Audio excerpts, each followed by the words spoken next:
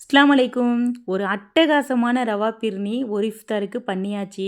செம்ம டேஸ்ட்டா வந்துருந்துச்சுங்க. இந்த மெத்தடில செய்யுங்க.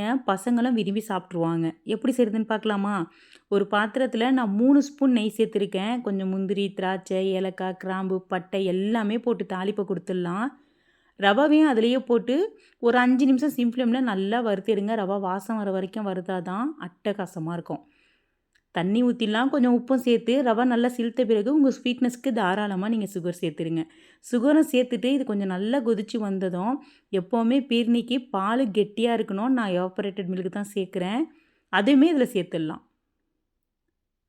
இந்த வீடியோ பிடிச்சிருந்தா லைக் பண்ணுங்கள், ஷேர் பண்ணுங்கள். மறக்காமல் என்னோட சேனலை சப்ஸ்கிரைப் பண்ணுங்கள். இப்போ இதில் பாலும் சேர்த்தாச்சு. இதை நல்லா மிக்ஸ் பண்ணி ஒரு 5 நிமிஷம் நல்லா கொதிக்கட்டும். ரொம்ப கெட்டியாக இருந்தால் டேஸ்ட் இருக்காது. கொஞ்சம் நார்மலாக இருந்தால் தான் குடிக்கிறதுக்கு சூப்பராக இருக்கும்.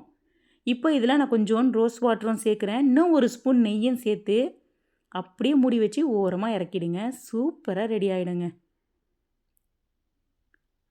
இப்போ சைடில் நான் லெஸ்ஸியும் செஞ்சுருந்தேன். தயிர் இல்லாட்டி மோரில் கொஞ்சோண்டு ரோஃப்ஜா ஊற்றி மிக்ஸி ஜாரில் பல்ஸ் மோடு போட்டு எடுங்க. ஒரு சூப்பரான ட்ரிங்க் ரெடி ஆகிடுங்க. கண்டிப்பாக ட்ரை பண்ணி பாருங்கள். பசங்களும் விரும்பி சாப்பிடுவாங்க. அட்டகாசமாக இருக்கும். அஸ்ஸலாமு அலைக்கும்.